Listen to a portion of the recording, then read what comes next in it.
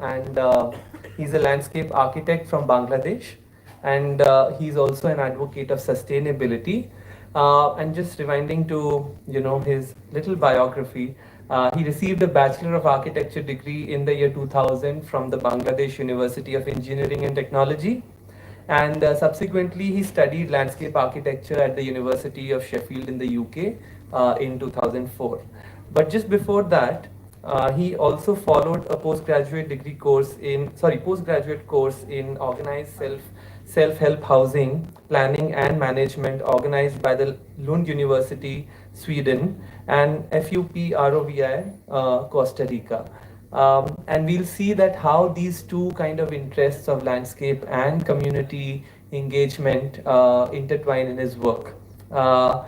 This session, which is titled "The Platform of Hope," is actually titled after Ashar Macha, which was actually a project proposed by Kabir in 2007 when he moved personally with his family in the slums of Kurel Basti, or Basti as they call it, in Dhaka in Bangladesh, where he actually ended up designing a community space.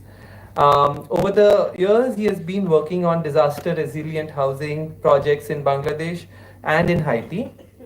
As a landscape architect, he also consults on various landscape projects. Kondakur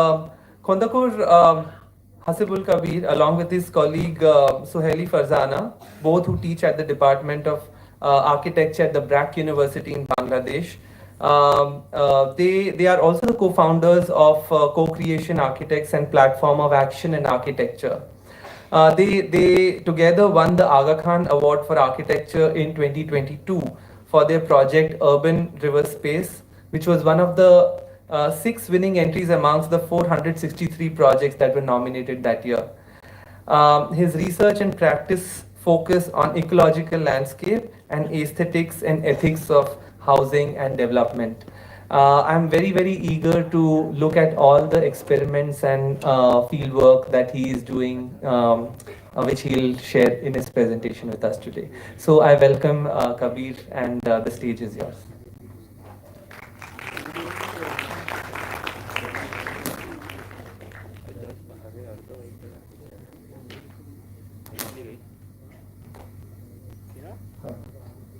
Thank you so much for the introduction, and thank you for inviting me. I'm taking a lot, within one day, and yesterday I was in the musical time, and really I'm taking a lot from the presentations today, and I think it made me easier as I'm last presenter, because a lot of things are said by all three of you beautifully. So I'll be sharing the practice part, not research, not the education part today. So as mentioned by Anuj, that the platform hope, if you gave me the freedom, maybe I would have thought different title. Prasad proposed that, platform of hope. Then I said, yeah, this is good. so I'm going for it. So before going to the presentation, I'd like to introduce, you introduce myself, then this is as I, but I will also introduce myself as part of we. We are a network, and in that network, Hunashala is part of our wider network. But we have a local, we have a practice in Jinaida, as you see in the red mark, in the south western part of Bangladesh, and the name of our is Co-Creation Architects, CCA, and then POCA, Platform of Community Action and Architecture. That's a regional network, and in Bangla, POCA means insect. So we really try to be insects and try to work like them. And the regional network is Community Architects Network. that works engaged in 19 countries of Asia, including, and I teach at Brack University and Bengal Institute, not full-time now. Okay.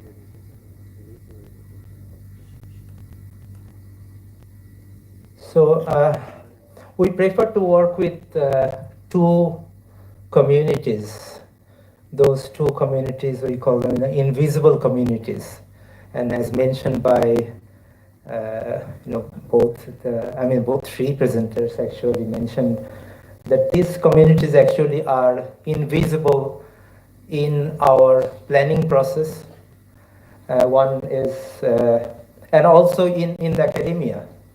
The slum you mentioned, there's the biggest slum in Dhaka city, in 90 acres of land. More than 120,000 people live there, but it's not in the map. So we work with, prefer to work with spontaneous human communities and spontaneous non-human communities, mostly plant communities. So this is a drawing by drawing of a mapping process, the PRA process in a rural area, and that's a drawing in the desired line in a spontaneously grown vegetation.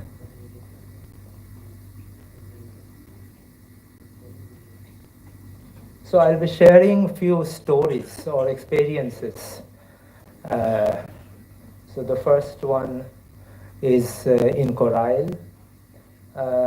I used to teach at Dhaka in the Brack University, and from the university building, I can see this, and this is the biggest slum. Then I wanted to find a place where I can get a land to experiment gardening, and also be in the community. Then I found that this is the nice place. So I found a place there by the water. It's a beautiful place. A lot of things are happening there. And it's a city, it's a complete city inside a city, self-sufficient. So I started to live with this family, Tithi, Tisha, two sisters, and their father and mother, Parvez family. And that was my room there. And they had a drain, lot of waste, all types of waste. But plants love that type of soil.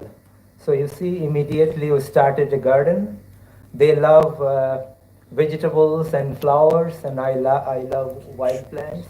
So immediately after a few months, it became like this. With lush green, and many children started to come. Actually, it was not a part of research or anything. I just used to live there, and it's my university is walking distance. So the only presence, through presence, something may happen. There is a theory called mere presence can make an impact on me, and also on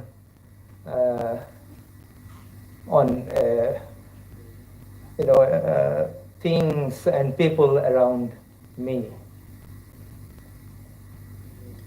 And immediately many children started to come. Then they called me Mama. Mama means uncle, maternal uncle.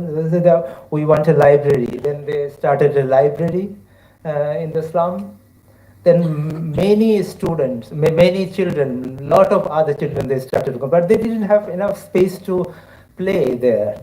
So they thought that they want to make a bigger space. So I said, okay, you draw what you want to do. They drew this.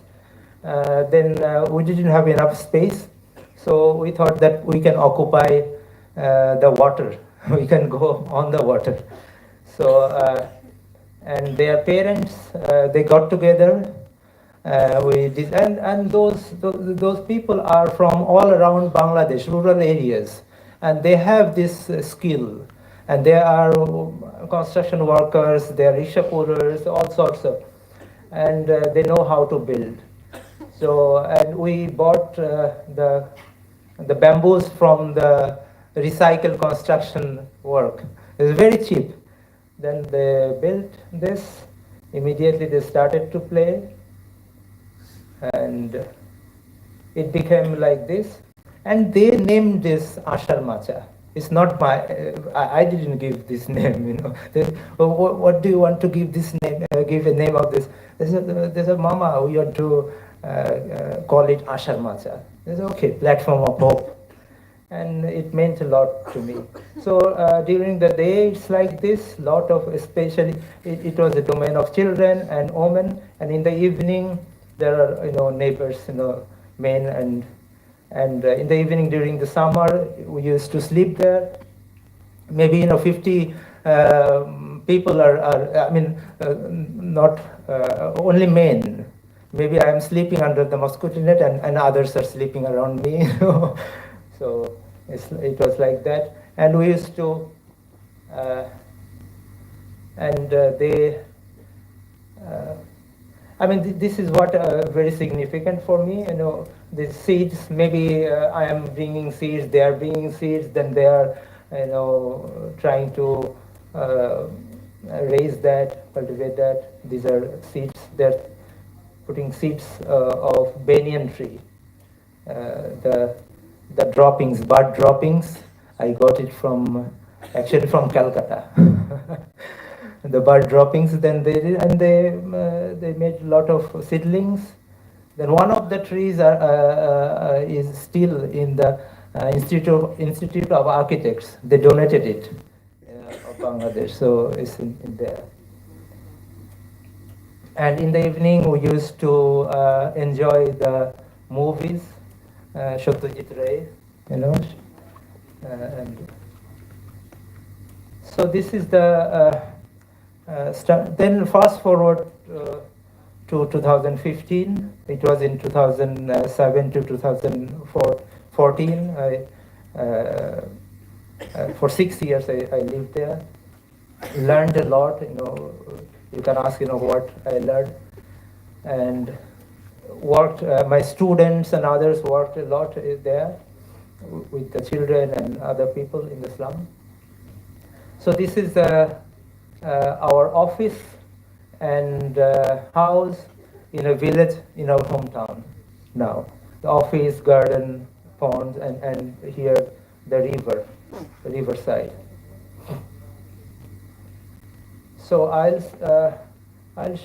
try to share, you know, how we are co-creating with non-human communities, especially, you know, when Gauri mentioned about care. This is a really important word for us, care, with children, with people, and also plants and other beings. So it was, you know, for last 40 years it was abandoned, this land, by my ancestors. Then we, Suhaili, my wife, and I, we thought that we can live there in that land. So we started to build a house, then trying to repair the whole area, the landscape. So it was, in the first year, it was like this. And I'm going to show, you know, how quickly, if we are with nature, with these communities, and if we care a little bit, then how quickly it becomes better.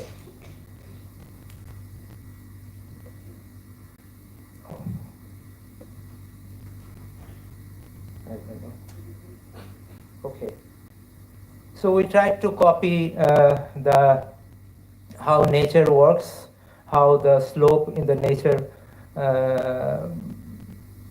exists. We tried to copy everything because I don't know a lot of things. So we think that not knowing is liberating. You know, don't need to know everything. We can learn slowly by doing, and the best teacher is the forest and the pristine nature. Then as we don't know what to do, what to plant, so we brought some of the piece of soil from the bank of the river, a little bit, so that we don't destroy that place. With so many things inside, we don't know all the plants which are there, and all the millions of microorganisms there. So we planted it and put it there, and sorry, it's like this. And after, it looks like this in the first year, and after 2 years, it becomes like this. We just introduced a few plants the water lily and few orams, but nothing else. All came naturally. Then we asked that why it didn't happen last 40 years. There is a theory called, this nature comes naturally. But we are asking, if we as a human being become part of nature, does nature work better? That's what we, is there any spirit that, I don't know, but we see that there are a lot of examples from others' works that when we collaborate with nature comes naturally in a faster way.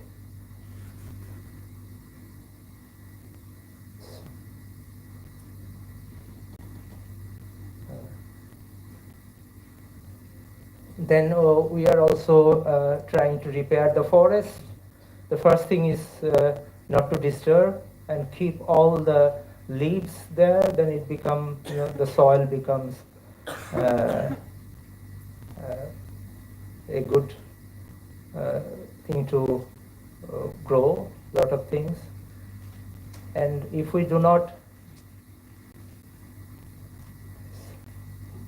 there's a banyan tree just in front of our office. Initially it was like this. We just kept all the leaves there, but still goats can go inside and people also can go inside. So there was no vegetation there. So what we did, we just gave a fence, just a fence, nothing else. I don't know, it's not. So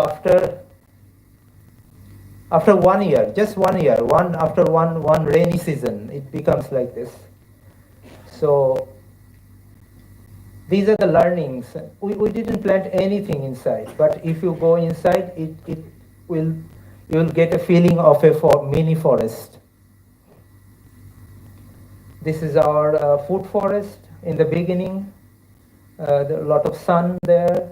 Then we gave fence, and in the second year, it became like this.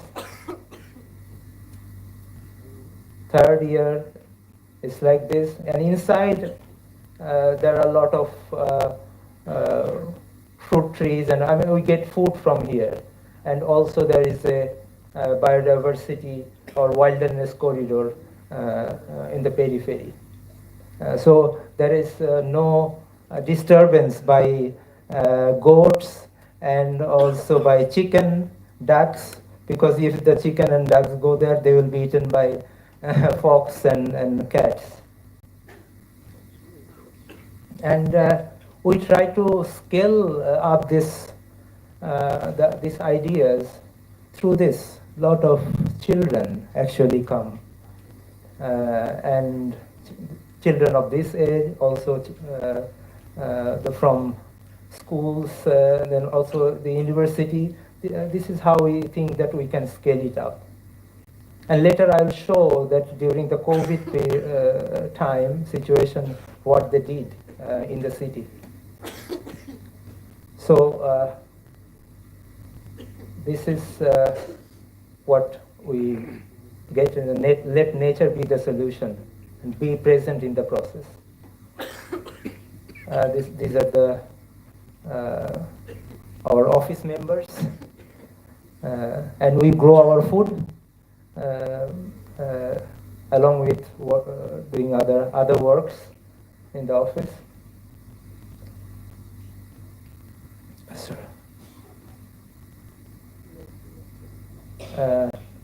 Yeah, sometimes we grow like this. That's our office behind. But I'm showing that how quickly nature can occupy if we allow them. In the beginning,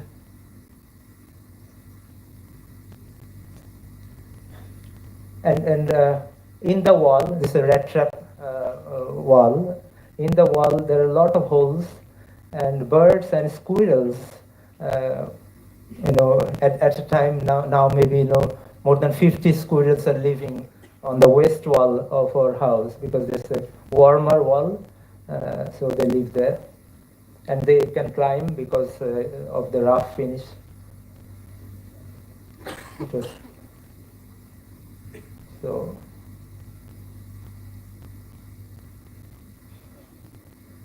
So in the year 2020, it was like this, and within 2 years, you cannot see the building, and a lot of other things, lot of other beings, they come.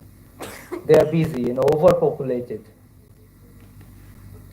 So now I'll be sharing with you the process of co-creating with human communities in our city, in Jinaida city. So this is our city. There's a river and more than 300 ponds in the, most of them, almost all of them are polluted now. And there are 63 low-income communities. This map was done by the low-income community people in the city.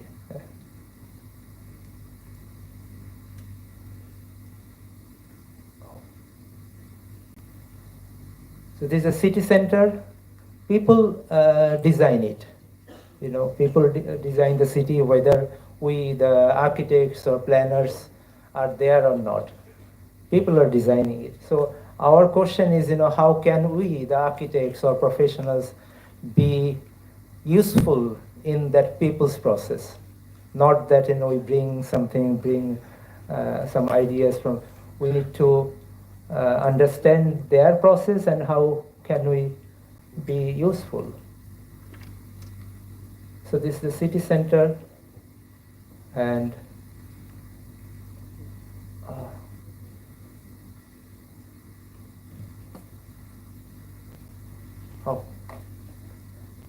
thank you.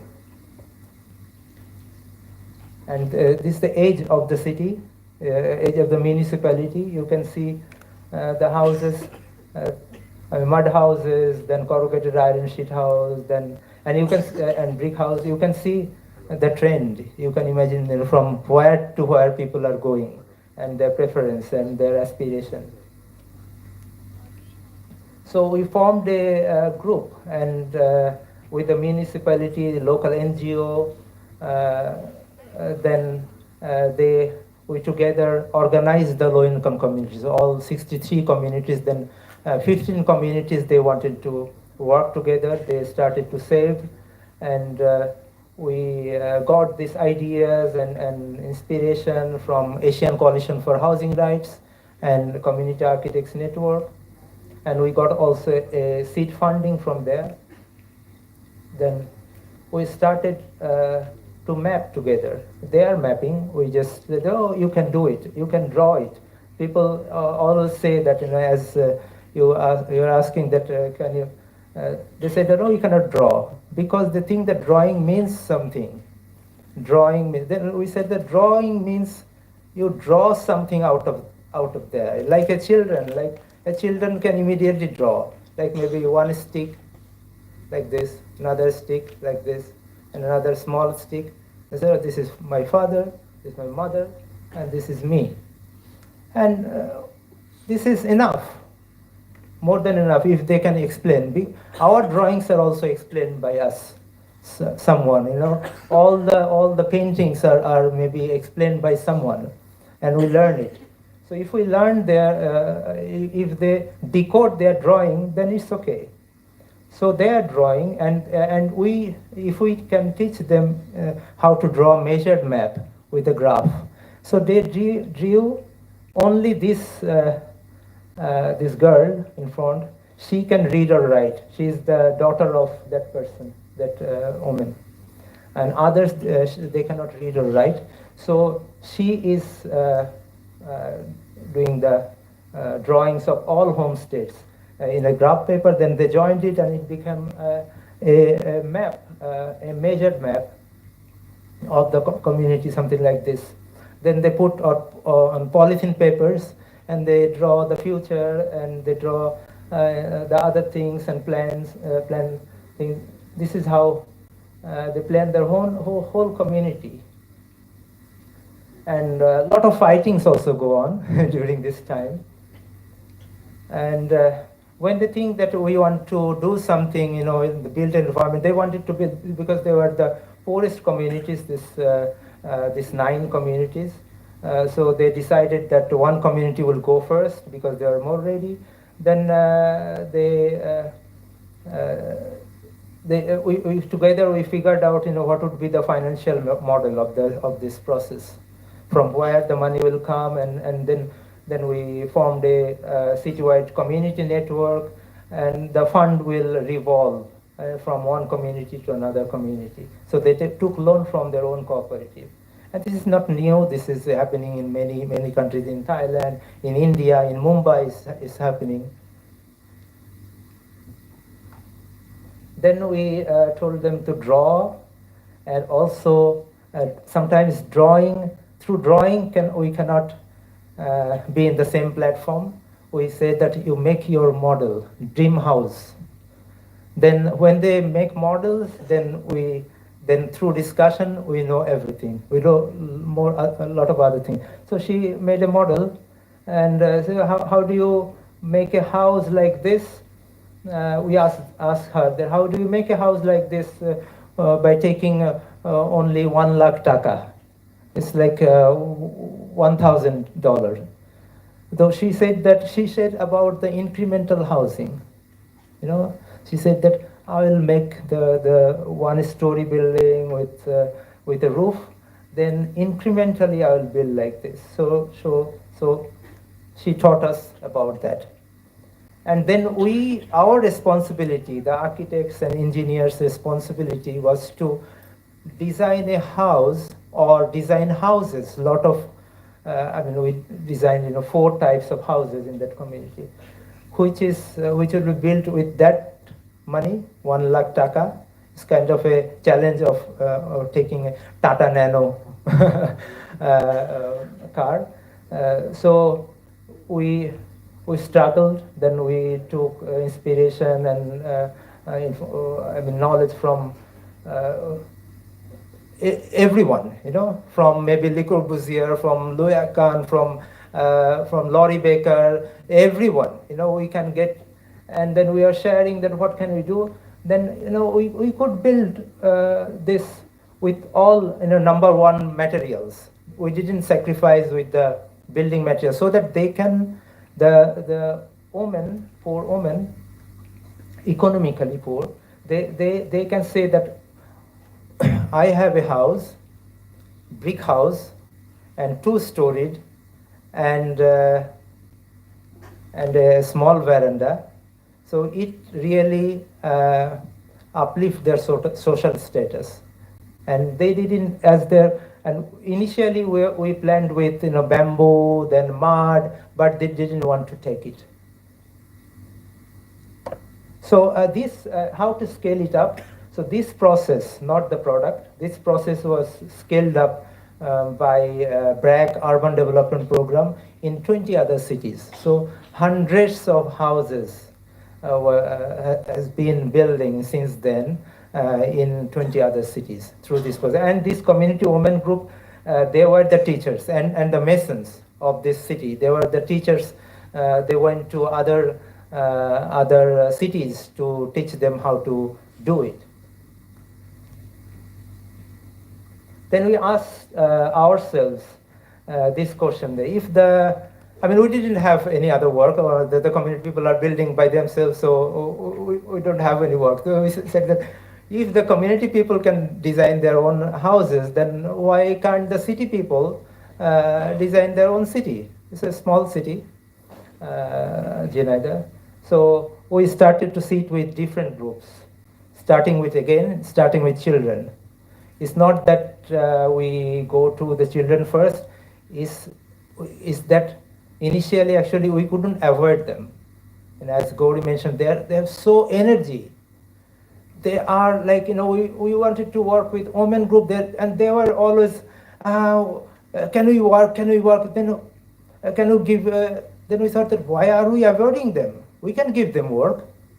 Then one after another, we give them work, and they are giving a lot of ideas, which are very contemporary, maybe city planners they are giving in their books, and very inclusive. Their ideas are they don't think about only about themselves. They think about their parents, their grandparents. They think about environment, a very holistic way. Then we sat with teenage girls. It's very important to sit with different groups at a different time, and we asked them what type of city or what type of roads, what type of environment do you want in your city, and we always make them draw or make them models, because if they don't draw, they don't engage. So drawing is an important method then a main group, the workers and rickshaw pullers, that group. Then elderly people. Then we got a lot of courage, and also the people in the city, they became energized. We need this. We need to face the river.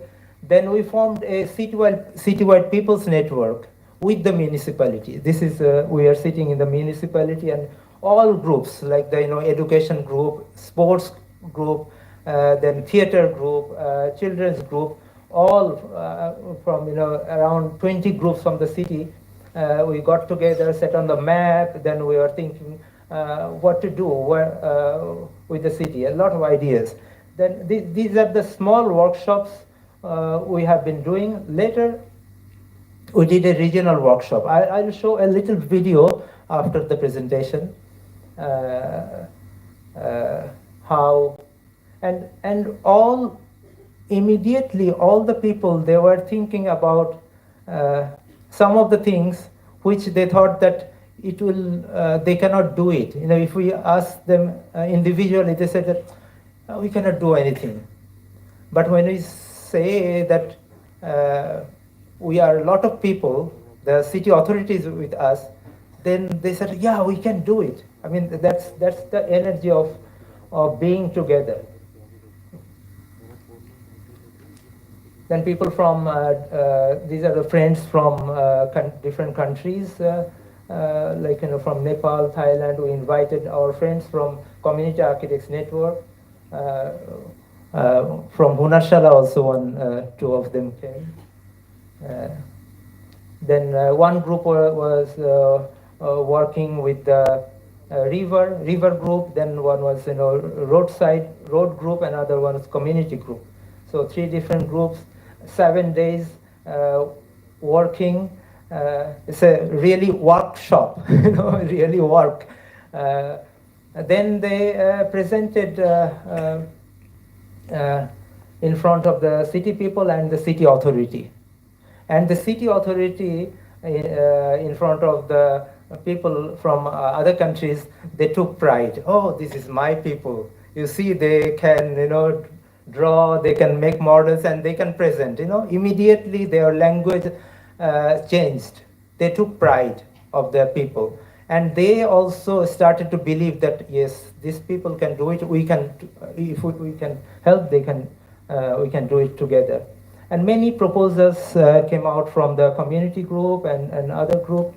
The community here, the community woman is presenting how this is a riverside community, and there she is saying, how they will take the benefit of the city planning, because the city wants to make a path by the river.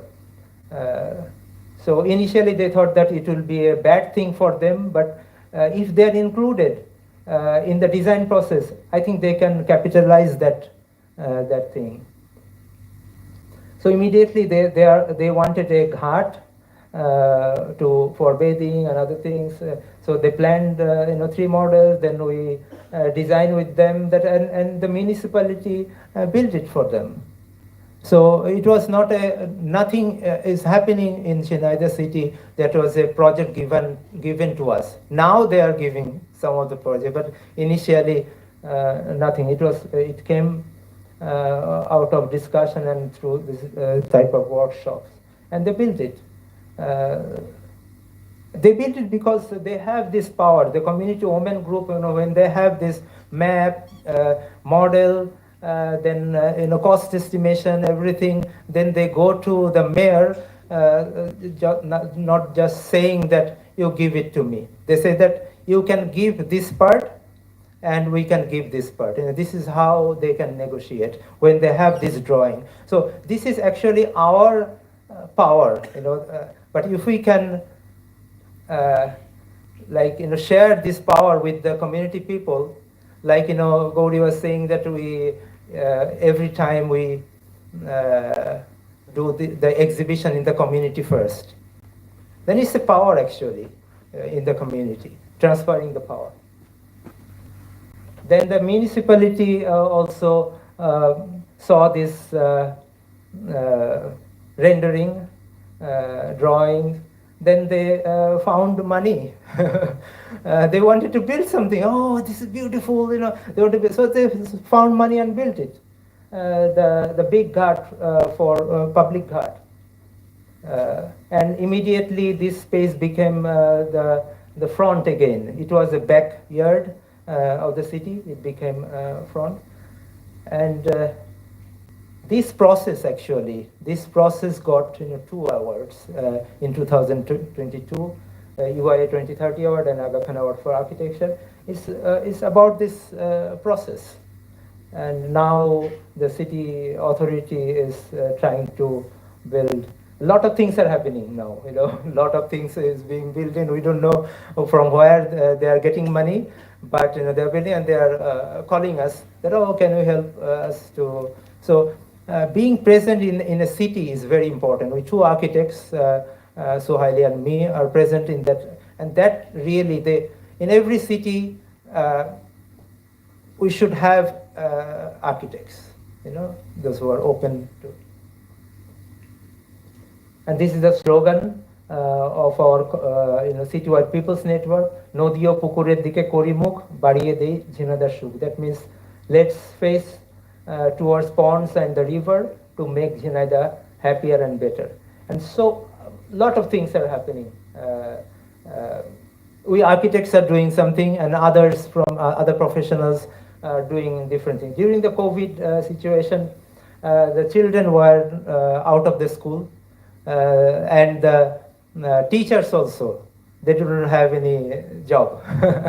So they were, some of the children, they were with mobile phones, so their parents were worried, So we went to those communities and said, what do you want to do?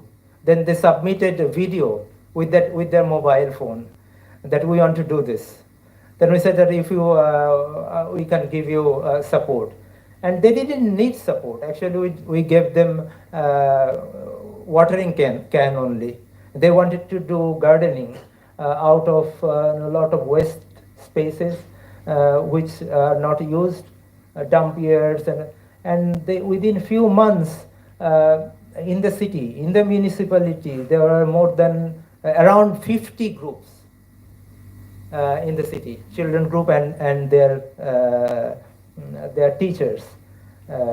And the city authority learned that, oh, this is happening. Then the city authority invited them, and then the parents also joined them. So it became a big thing. Then, you know, FAO, the Food and Agriculture Organization, they saw this, and they invited these children to Dhaka to share without money. They are doing this, and now this is being scaled up all over the country by FAO. This process. So this is the thing we see how it's. And other thing, lot of students are coming as we are there. Students from universities, then architects, and we do a lot of workshops there. And now the students, architects are taught many things like the mapping process and the building models by the non-architects. These all are non-architects. They are building scaled models, rammed earth walls, and my students go there and learn from them. So it turned the opposite way. So I'll end by this, then a video. So this is how we say that we want to follow that organic system, that type of diagram, not this one. And that diagram is the diagram of nature, actually. And these are the things we have learned over the process. Is be present and engage with people and place. Organize invisible communities through collective actions. Actions are important. Without action, maybe we professionals can sit like this. But without action in the community, people will sleep just within 5 minutes. And so co-create through networks. This is how actually the nature communities they work. And the other three principles: let people be the solution, let nature be the solution, and co-create with people and nature. Can we? I'll share a video of a workshop. Maybe that will energize you, and you will feel the energy, you know, of the workshop we run, you know, in our cities.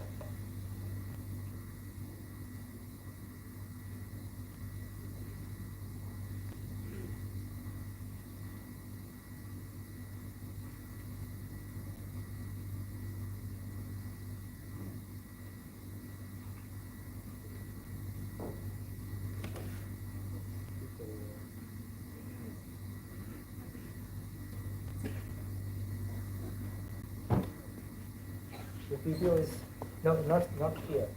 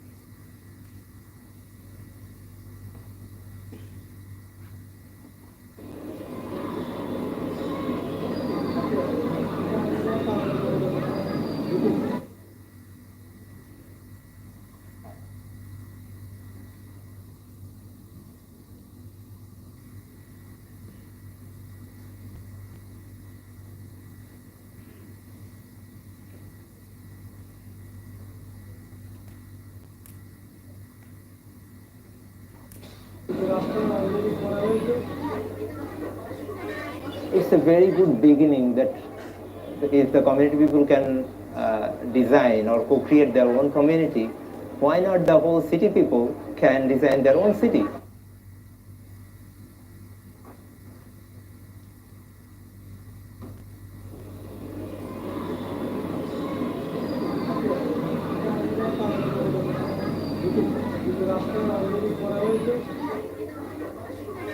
It's a very good beginning that if the community people can design or co-create their own community, why not the whole city people can design their own city?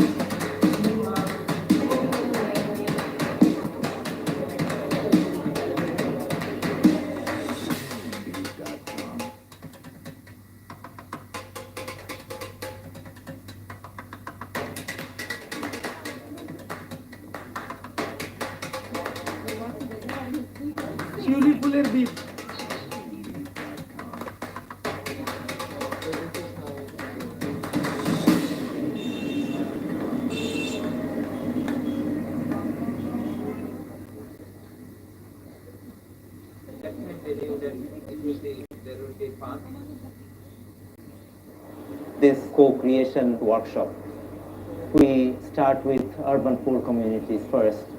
And the community, this is the oldest low-income community, and they are the poorest one, but they are organizing their community, they are doing a lot of things, they are teaching other people.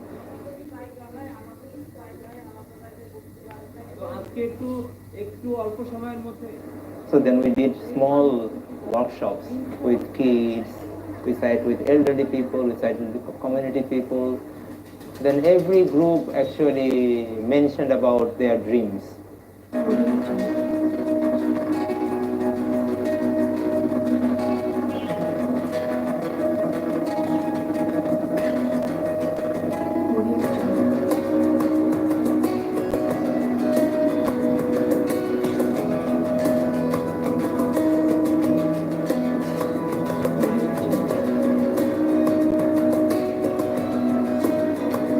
All of them discussed about open space and good road, good pedestrian to walk. Then again it was a surprise us that the people also got confidence that yeah, we can do it. And we always call it network. So from that moment we started to connect with city people more. We actually invited all the groups we could sit, and they would actually link us to other groups. And the young people, they have so many energy, they are talking about the action. And we know they can actually take it forward even without the organization. So that's how. And we try to reach academia, then who is in the action, who are in the research, and every field. My group works with this community. We also want to know about their story, what is the important to them, what is their skill. So all of these things we can see the connection with the city because they are part of the city. I'm working with the river and open space group. So basically we trying to find alternative routes. How can we go to the river? So at first we choose a group of children who can help us to find the way out, what kind of riverside or what kind of ponds they envision. I worked in the group for the road and open places design. We talked to all the people who are using the road. So we proposed separate roads for bicycle and pedestrian. And we proposed area where the road can become the public space for the city. They want that their city road will be greenery, colorful with flowers, and they want that city should be clean. I think in the process of co-creation, we should not forget to go deep. We need to be very focused and clear, but also need to make sure that we include. So I feel we all need to support each other and walk together on that path, and it is possible to do it.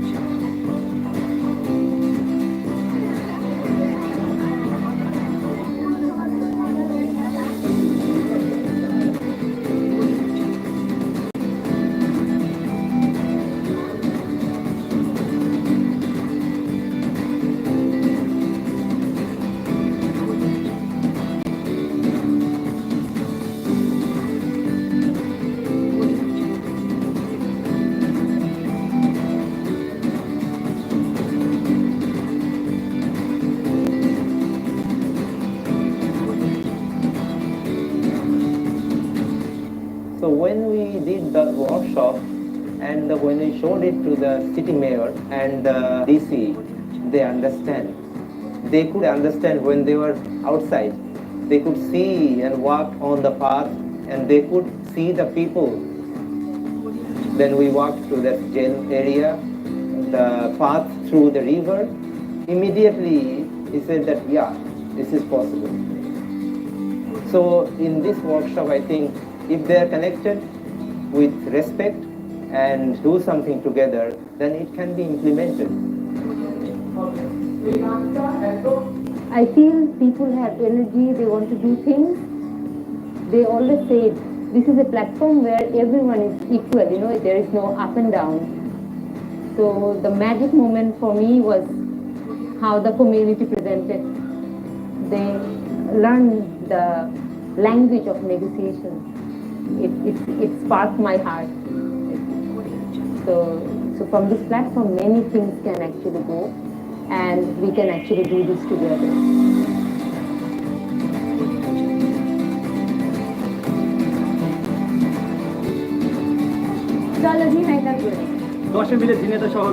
We can co-create Zinaida. We can co-create Zinaida.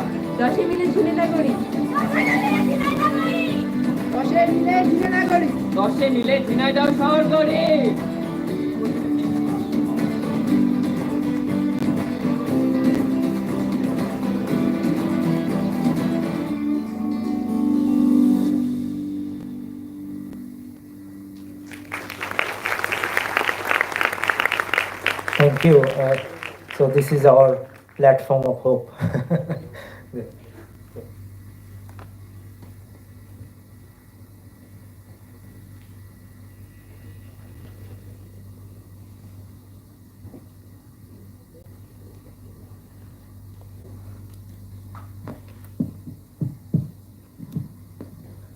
Thank you. Hello. Yeah. Thank you, Kabir. Thank you for showing us such a refreshing picture of Bangladesh, because I'll give some context to this and also embed my and more than questions today. I think I have questions out of curiosity rather than anything else. I mean, whenever we think of Bangladesh, we always think through the giant Louis Khan, and then the pioneer modernists, and then the key buildings. And even 5 years ago, when I was speaking with Marina Tabassum on this very platform, we were talking of buildings, and you have completely inverted that conversation into landscape today. So, the first thing I actually wanted to understand is that how did you get, I mean, growing up in this kind of landscape of modernism, so to say, or modern buildings of, your country, how did you get interested in gardens?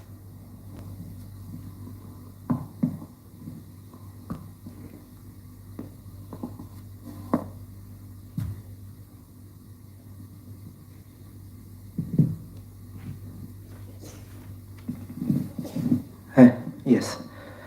Interested about gardens.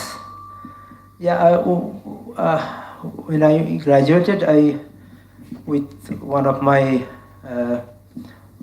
professors, I had the opportunity to work in action research in the rural areas of Bangladesh, in the flood-prone areas of Bangladesh. for improving the building techniques and building materials. Then at that moment, I wanted to be an architect, followed by the architects you mentioned, because that's how we are taught in the university, and the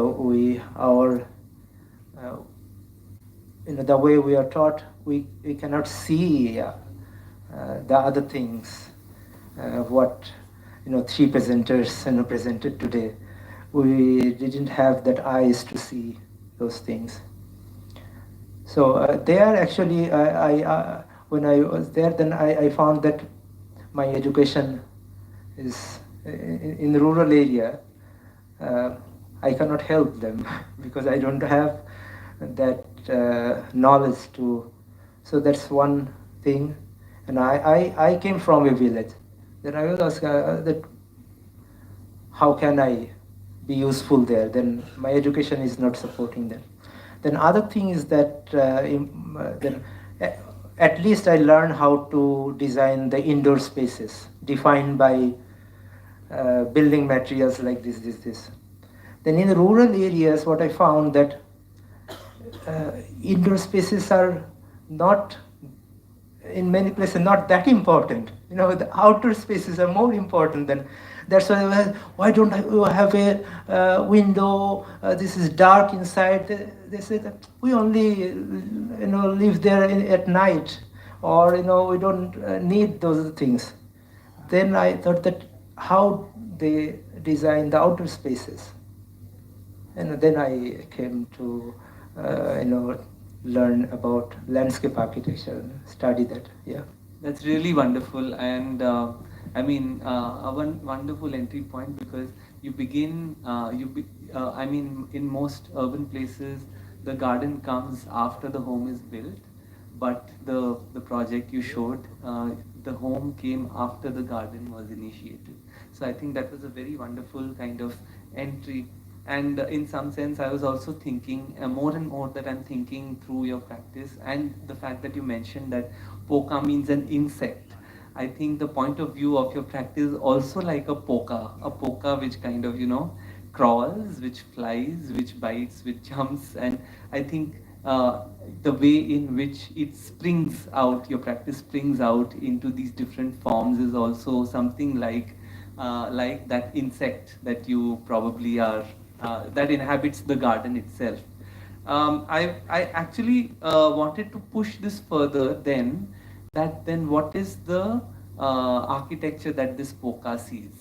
What is the architecture of the garden, and how do you think of the garden as a lens to, think of participatory practice and community practice of space?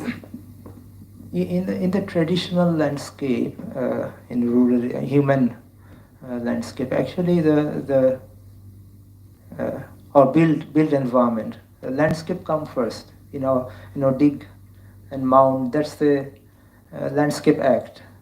And many scholars also say that architecture is actually an act of landscape. When we think of anything on land, that's the act of actually landscape. And poka, I think poka, the insects are huge in numbers. They are working silently. Maybe some are visible, but a lot of them are working silently. So I think we can learn a lot from pokas. And if we work like them, then and the landscape, the way nature is trying to co-create the landscape, and if we think, as I mentioned, that if we think that we are also, as a human being, we are also part of the nature, then the process becomes different. We are not separate from nature. Then we join. Then they work. It's like both are working. They are giving something, they are giving a line, then I am also as a human being giving another line, and becomes something together. That's precisely where I was going to come, and you have partly kind of articulated that, you've kind of pushed your practice into developing what is a community architect, in the sense, not even architect, but architects, because I think in your participatory process, you are also enabling many other people of the community to think to think of space as resource, and also to give them a spatial orientation altogether. And in that sense, you are actually creating a whole community of architects. And I wanted to kind of ask you that what is the modality of this community architecture, or if we were to think of this community as a body, as a figure, as a collective body of the architect, the collective figure of the architect, then how does it dismantle the traditional kind of operation of the architect? Yeah, the type of houses I showed in the morning, Prasad was saying that 90% buildings are built by non-architects. Architects are not serving them. Sandeep was also saying that the bungas, and I mean those are, and the beautiful Chantal houses built by them. So they are building it. So what we, the professionals, can do, we can try to understand that, and if needed, then maybe ask stupid questions, as an outsiders. Sometimes these stupid questions actually are important. Outsiders question, why you don't have window? Why like this? Then so this is important. But at the same time, I think we have, the architects, we have a certain kind of power. Our training is, I think, beautiful. And if we can share that power, like in first year, what we learned, why we are sensitive about, don't break this. Architects are shouting. Why others are not shouting? So if they have this knowledge, if they have this compassion, then they will also act like this. And some of the techniques, like if we this techniques like first aid of health. If you know this, then you can solve it by yourself. So anyway, they are building. They have this knowledge, but they have this inferiority complex because of our education, that they don't know. They think that they don't know, and we also think that they don't know. So double burden. So when we say that, no, you know, and this is, and if we really believe this belief can be transmitted to them. And if we just share with them or teach, what we teach our students, some of the basic things like measuring, doing models, then they can do it and they are empowered. So then they are the community architects with better knowledge. Yeah. You mentioned towards the end of your presentation that more and more the students enrolled in the formal architecture course are learning from the community itself. I want to kind of understand, what does this kind of reversal do? What kind of new knowledge are the students able to draw out from interacting directly while they are learning from the community, beyond of course the constructional skills, but I'm thinking more in terms of visions of space, or ideals of thinking about architecture and so on. If you could share any anecdotes or experiences. I think that's what we were also discussing yesterday, that nowadays, as I also hearing the questions from the students, we're discussing this, so many engaging questions from the young students. I think this is happening now, last maybe 10 years. all over the world because they are connected. And they are asking the right question, what's my role? So I think we don't need to do so much, to push so much what to teach them. I think we need to ask the right questions, then be with them for a reflection, discussion. Then they learn by themselves, and like this type of discussion, and maybe informal discussion with them, and ask very. I heard that one of your faculty was saying that your faculty asked sometimes about Prasad, saying that what is beauty, or what is. So these actually obvious questions can shake. It. So these are the things maybe we can do by taking the students outside of the class, and be in the real world and give them real task without spending. I give a very and many students always give these examples that some of the assignments I give. One is my rural architecture class. I give them. They have to go to their ancestors' house and document that. It's not only documentation, it's the process of the journey. And the whole semester actually we dwell on that, their journey. So there's one thing, and then whenever we go to the field work, sometimes we give them 2, 3, 4 days.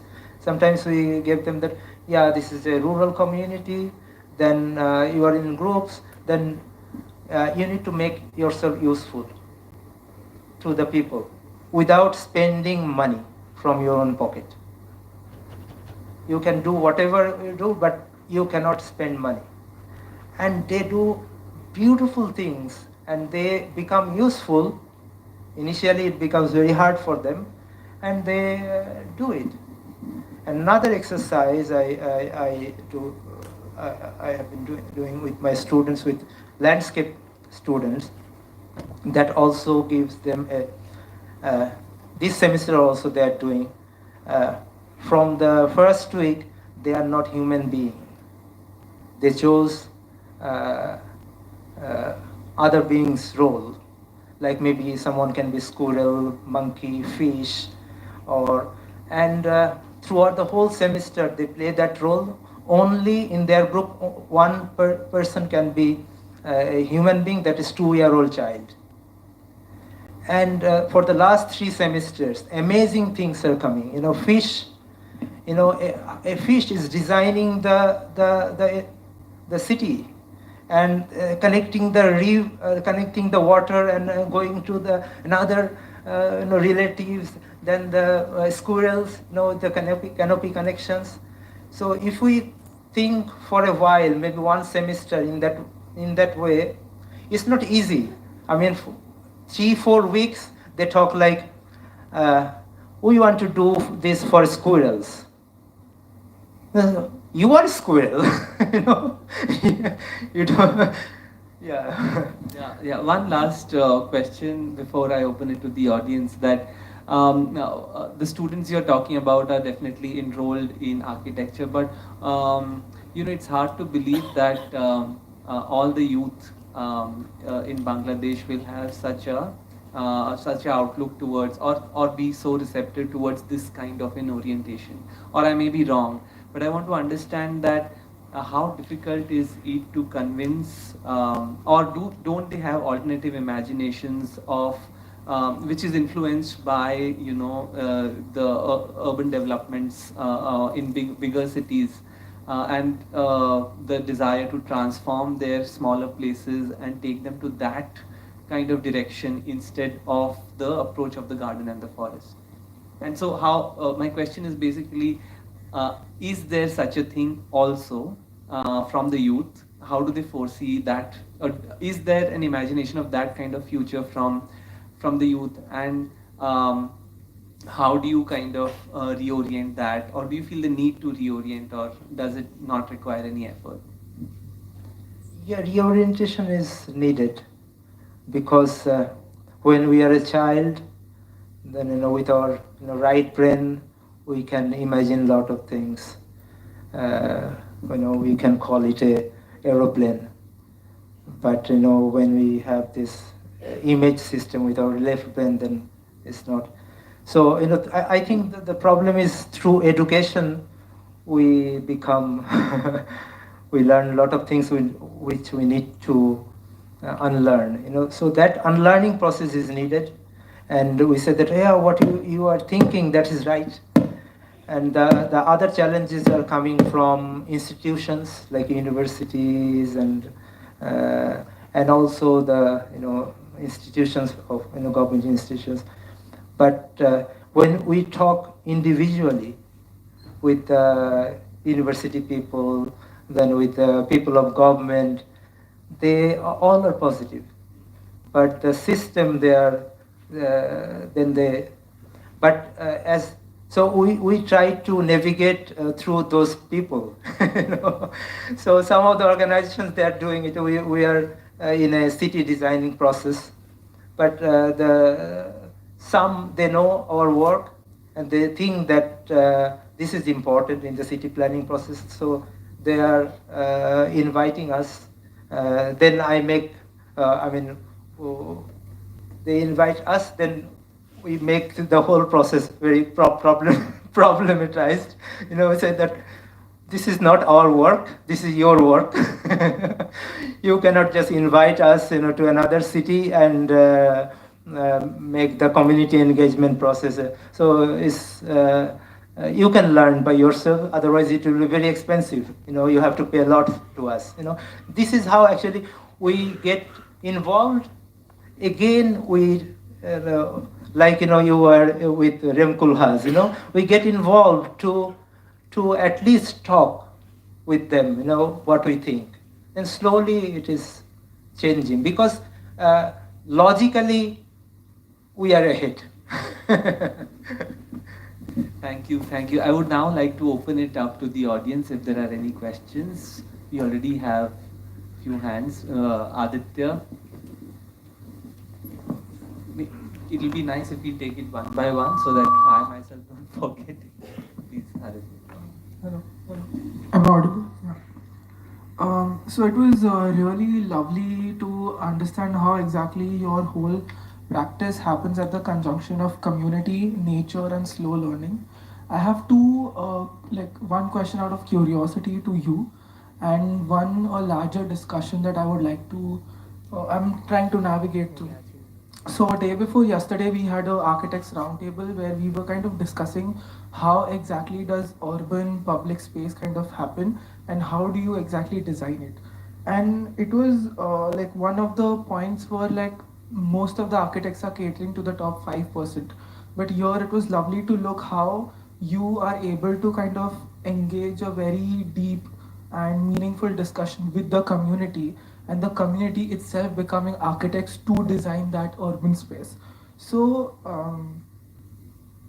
so that was one of the things I was navigating through, and how you are sharing that power of an architect with the community, and that shift of power kind of brings in this change where reality, like the whole idea of can this actually be built, and asking the people in power, are you able to build this, to that becoming a reality of, oh, this space is built now. And the question which I was curious about was your methodology of the practice is very much at the collaboration of nature, community, and the slow learning process. So now, where do you view your practice? Is it a part of nature's inherent habit of creating that layered tapestry of design, or do you view yourself as something separate that just facilitates that design process of the nature?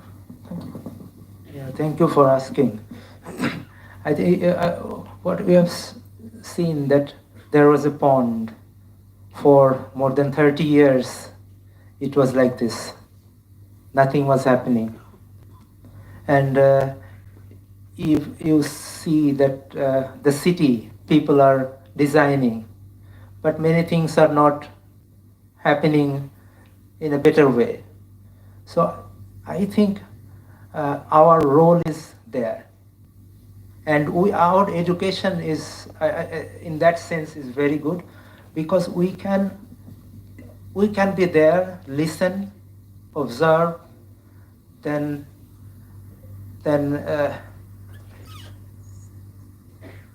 I think organize their dreams. I mean, our education is very good in organizing things.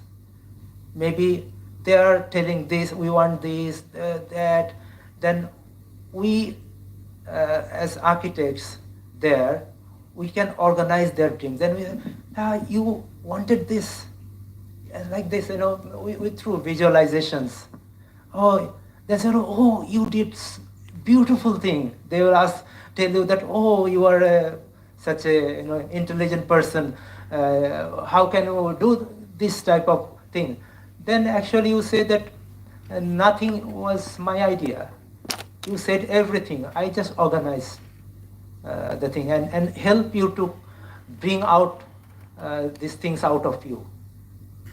So in all the workshops, every workshop we make it, in the end, they said, oh, it's beautiful, so many things we have done within few days, how can you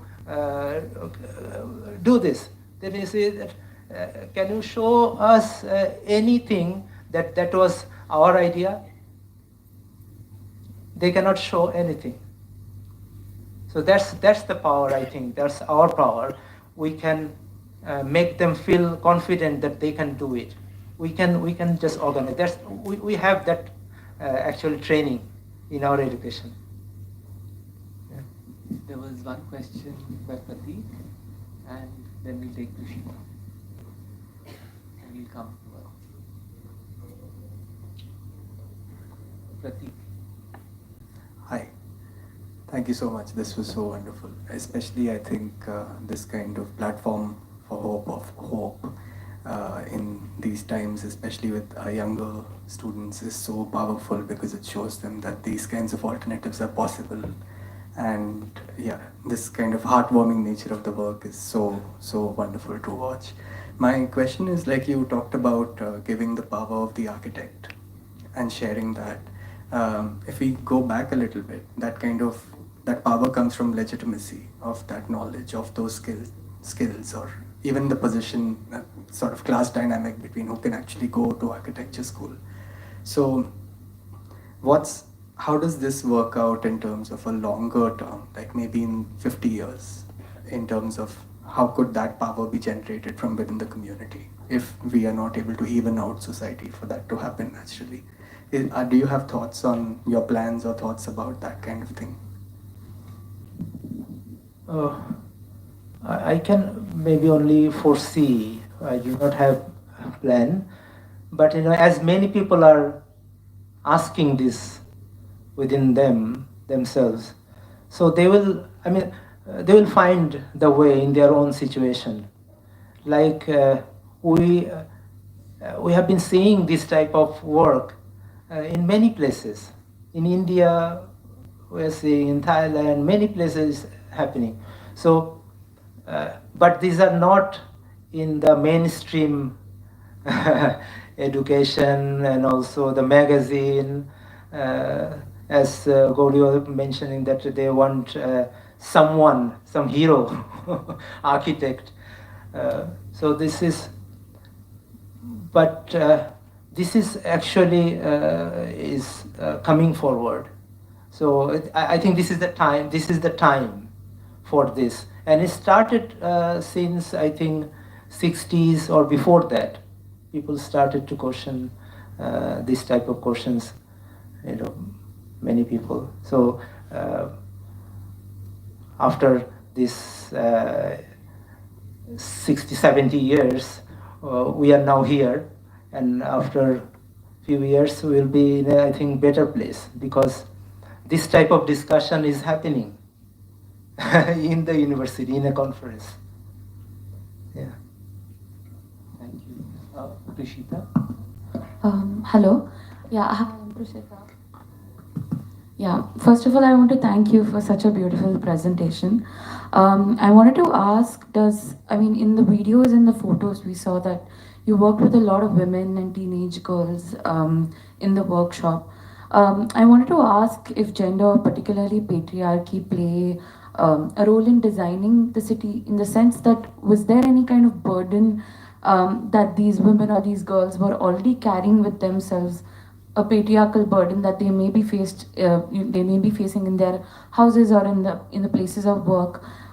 If so, how did that influence the designing process, or vice versa? We could ask that, how does these people being women kind of contribute to the design? So I just wanted to. Yeah, actually, from many researches and social work, development work, they have found that working with women, works better than working with men. So that is another field of discussion, and many of the things I presented. If it was today, if it was presented by Suhaili or others, actually in POCA, in the core group we are 8 people and 2 men, 6, and all the young architects in POCA, they are working. We invite a lot of, try to invite men, male, but we get female. I don't know. That would be another research. Why so many female are interested in this type of work. But in what Gauri also mentioned, that and also in Sandeep's presentation, this type of houses are really taken by women, and they know better than men. So that is the most important thing. That's why, and other things are they are in the community. Men traditionally they go out. So whenever we try to do some with the children, so these are the men. But I don't know if I answered your question. You asked that is there a gendered No, I was asking that in terms of designing or thinking of design of the city or the river edge, have there been instances where a design decision that was taken was very specific to certain gender, or something that was introduced by a woman for other women in the? Have you come across such instances? That is what I'm. Yes.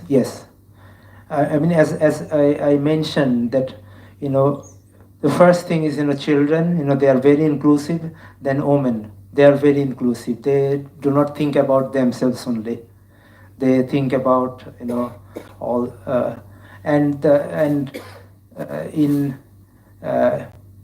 in others, like if you separately talk with women, then the teenage girls, then they will give different ideas.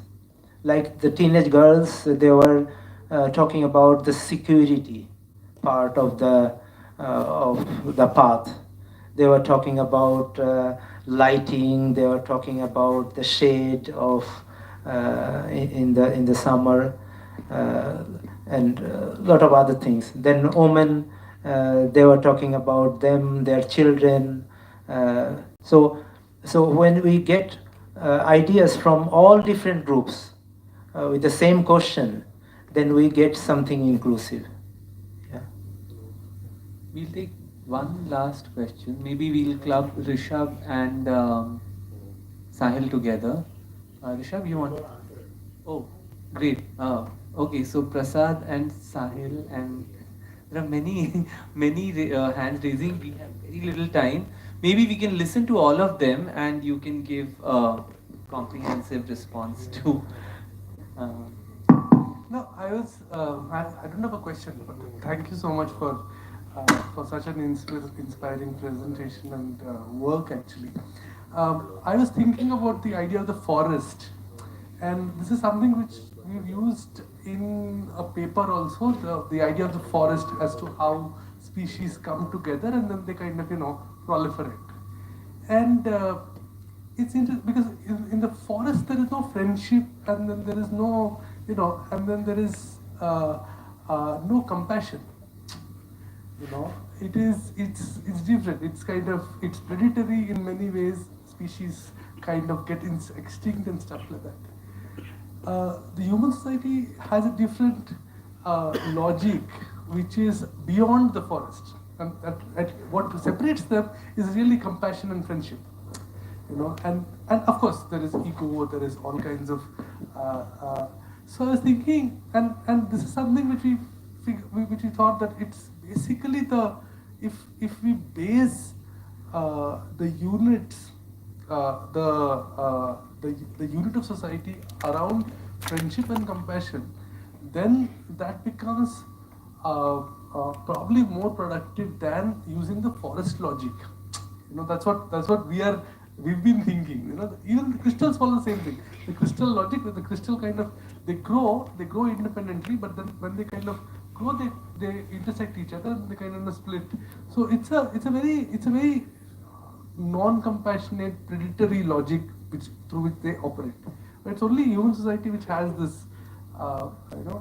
The units are very different. That's the only point that I want. Yeah. Thanks. If your questions are short, I'll let you. You want to respond to this? Oh, sorry, I didn't see it. Do we know this? I have a paper on this. Recently published. Reviewed. Still do we know this? Reviewed by who? Just kidding. Animal society, there are bees and then there are foxes and then there are lots of these. There are these communes. But the friendship compassion component. Can you speak into the mic, Prasad? No. There are several. Of course, we've read about bees and foxes and wolves and packs of wolves and so many other, groups of animals which kind of also. The parasitical relationships and symbiotic relationships, we know this actually. But these are actually much lower level associations and, not friendships, these are partnerships made. But the levels of compassions and friendships are very different in the human society. In spite of so much of compassion, I think humans have done more damage to the world than. I'm not sure. I mean, we've wiped out species. So, this heady notion that human beings can destroy nature and therefore they can recreate it is trying to play God. And if we just knew our place as just any other creature on the planet, we'll probably do more good than with this notion that we have the ability to be compassionate. Sure. Maybe I think we could take that discussion over dinner. but if the students want to club their responses, Isha, Sahil, and there was one more, Niketa. Hello. And then I will have to close. Yeah, I have like a very short comment. Like I really love the way you are making the community coming together, and it really fosters the idea of home. Like the whole city is my home, and which really expanded my view on talking and looking at the impact of climate change and how the people are reacting towards it. And I'm literally done with all these conferences happening around the world in AC rooms, people who portray themselves to be like a nature-loving people who are talking about climate change every year. Still, I'm not seeing any kind of progress that happening. But this is the solution that I'm seeing, like how you can make a community come together to work together I feel like nature is not like an apart from us. Like I really like the way it really inspires me how the Bangladeshi architects all together are talking about going back to the riverine, and they talk about the wet urbanism. Like I read one of the readings from our given by the Rupali itself. Like it talks about how the Bangladeshi architects are looking at how the colonialism and how the other factors like so-called the modernism entered into Bangladesh and create like kind of an havoc, not only the cultural havoc but also like a environmental havoc. And now I call it a renaissance of renaissance of a South Asian architecture. How we, our cultures and our traditions are already looking at nature not like an apart from us, and how we find our God in serving the nature, and how nature is not like what we call it, like there is a nature or we are like together. I think so. Like so, Thanks. I really appreciate. Did you have a question? No, I had a short comment. Yeah. No, that was a very long comment. Okay. Maybe Niketa Yeah. and Thank you. Niketa and now we cannot extend the mic there. The mic will take time to come. Yes, please, Isha, quickly go ahead. If there's a mic, please hello? get for yourself. Yes, so my question Or was... you come here.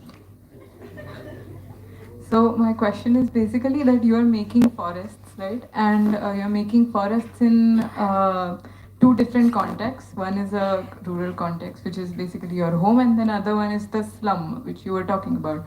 So my question is that how do you even envision the forest? And perhaps, what would be the process of imagining the experience of the forest that you're envisioning in two different contexts in that case? Yeah. I mean, I'm calling it a forest, it's a provocation, but these are not forests, these are gardens. Forest, it takes no time and it's a different process.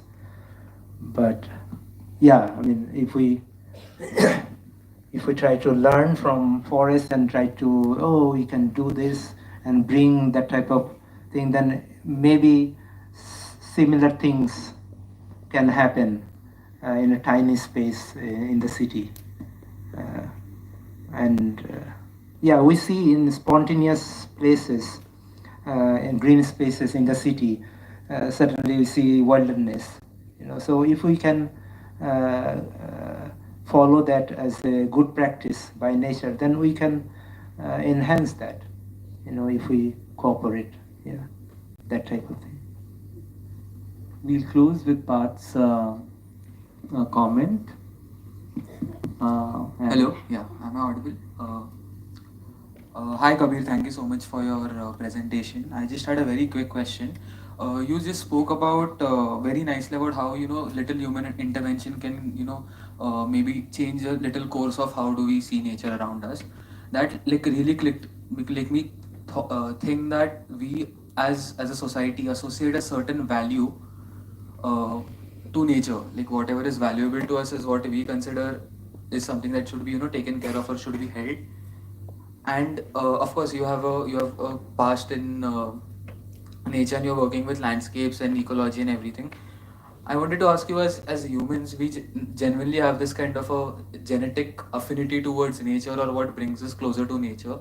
For a generation that is looking at nature as these ornaments, of these placeholders in the landscapes that we live in, will this utopian kind of a generation have a similar affinity towards nature, or will they be able to in maybe 20 years, 30 years in the future, will these coming generations also be able to have a similar affinity, or will it have to be stirred in a different way? Like just what will be your views on it? Thank you. I don't know, but I think it's whatever we experience in our childhood or in our upbringing, that really creates an impact on us. So that experience and that memory can give a better future. And other things we to make it more profound, we always think that, getting these experiences through all senses, not only visual or intellectual, but actually by doing. Whatever I say or advise my students, and in the course also I make them work that, okay, take a planned community, or take at least one plan and make friend, and by doing that, we actually create a compassion, by touching, so that is important, not only talking and thinking, but doing is very important.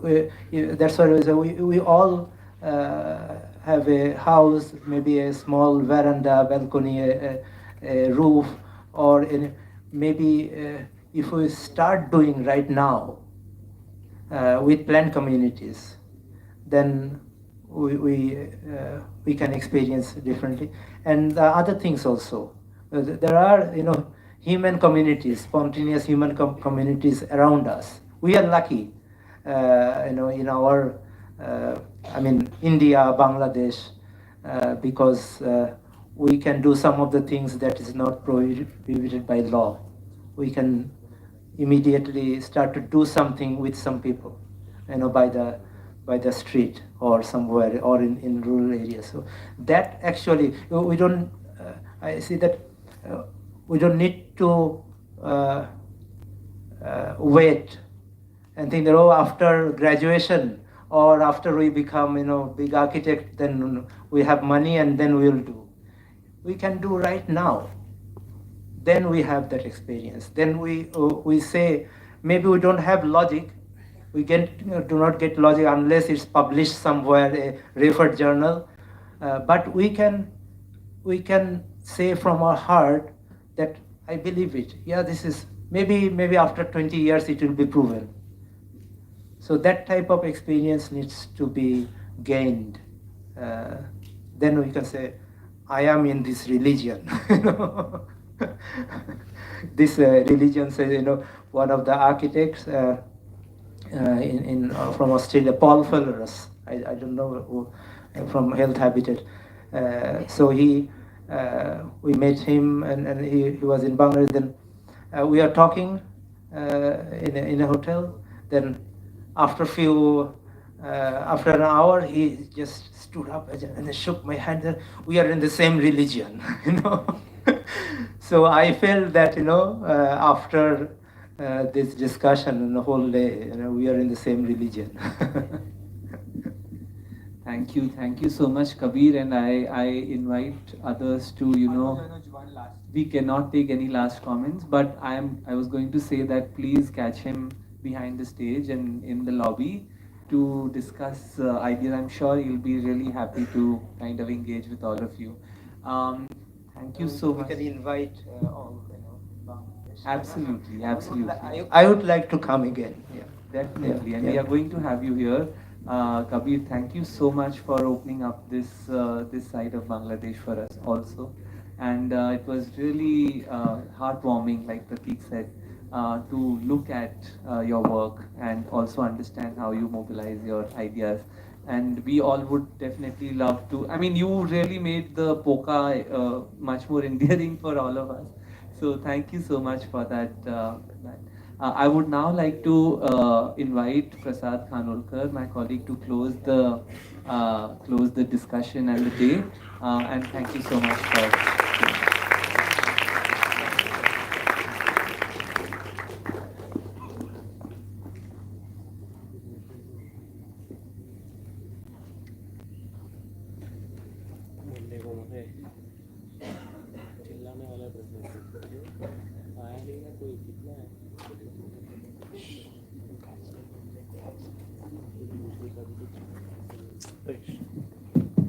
Yeah. Okay. So I won't take too much time with running an hour ahead of us, behind the schedule. So, I mean, I think that, one is that this putting together this confidence and getting people together itself has been a lot of work. And I think that that's happened firstly because of all the students and the faculty and the staff sort of coming together. And I think when we thought of this conference, I think we were thinking about it, you know, in the context of what is going on, particularly in India, right? A very sort of a hostile environment in which you're really looking for ways to think about architecture, but also just think about, how do we sort of move, right? And what seems to have evolved, through this whole day is this idea of architecture as a collective practice, where a collective practice within which is in some sense itself, like the idea of entanglement was about the world, but architecture itself also as a practice that is has its own entanglements, right? And I say this because in a lot of the work across the four speakers, Sandeep's, sort of the work with artisans, talking about actually not just the idea of creating or, designing, but also the act of just making or, constructing as a collective practice. The idea of composite buildings, Kabir's work in Bangladesh, also the kinds of practices that Gauri was talking about. It seems like there is this idea of architecture as something that brings people together to create space or create some kind of a built environment. Right? And so it has its own cultures in terms of the rhythms of creating buildings, rhythms of songs, as Sandeep was talking about, the whole slow learning process. So it's not just a technical sort of a practice, but it's a collective practice that also requires installing different kinds of cultures, right? Cultures of drawing, cultures of making, cultures of bringing people together. And so the second thing was that all of these practices are very situated, right? Sandeep in Bhuj, Kabir in Bangladesh, and then in Jharkhand and Hong Kong. The sort of these situated practices that have evolved over time slowly, right? So yesterday, we were doing this 10 years round table. It sort of ended on a note of how do we think about other kinds of practices. And I think what has happened through this day is that we've looked at these series of practices. We've had actually a varied set of people who've spoken about their work from different, contexts, but also all of them have very different set of practices and the ways in which they work. But again, something that is common is this idea of extending oneself, right? Like to set up these small practices is not like, what Pankaj and Ravi were talking about yesterday. It's not like the idea of that the client is going to come, right? There is a sense of extending oneself out towards someone else, right? Be it working in Jharkhand, going to working with the Santals, or sort of extending oneself to work with communities, extending oneself to work with artisans. There is that idea of extending oneself, right, to be able to make any kind of a movement or to set up any kind of practice. Right? And it also is not that that there is a sense of building as its goal, but there's a lot of sharing that happens in the process, right? And what what Prasad might be hinting about is this idea of sharing that happens in the process of creating something, right? Like a lot of creation of, transfers of knowledge or sharing of knowledge from artisans, sort of expanding, like something that started off with one artisan is now traveling, of making the shallow holes, right? So there's a sharing of knowledge that is happening across these extensions, right? And so I would sort of, and these are not the old big practices that we think about as architects, right? These are small kinds of practices about one house, about maybe working with documents, maybe setting up, a small workshop. Like these are a range of practices that one can engage with at this point in time. And I think that's what I would sort of take from today's conference. And in that sense, it's been very fruitful to sort of just, get these range of speakers from different contexts and different kinds of work they're doing to sort of draw out ideas of practices, ideas of working, ideas of thinking about architecture at this moment in time. And so I would thank all the speakers, Yunus and Gauri who left, but Sandeep and Kabir, thanks a lot for coming and for sharing your work with us.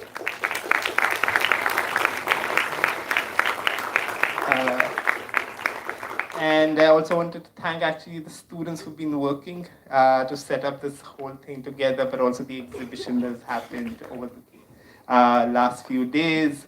So thank you for making this happen. And thanks for everyone for coming out and staying with us for such a long period. Hopefully it's been fruitful, and hopefully all of you will take a lot from today.